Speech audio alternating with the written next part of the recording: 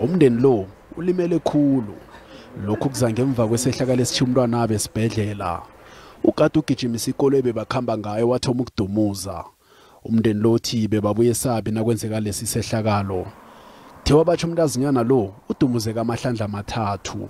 Udutshule kathathu emuva inhlavu yayinye inhlavu tato lemdubulile iye yangena yashaya liphaphu lakhe.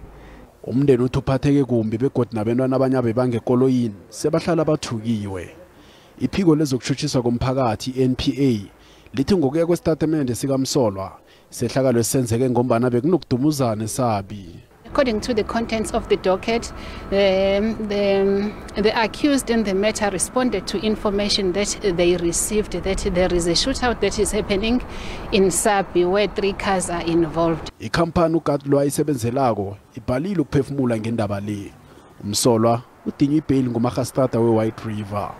Kanti kulindeleke bona vele ekhotho kodwa amalanga nakamabili ngomgwengweni kwenzela bona kuphenyisiswe ngecaleli.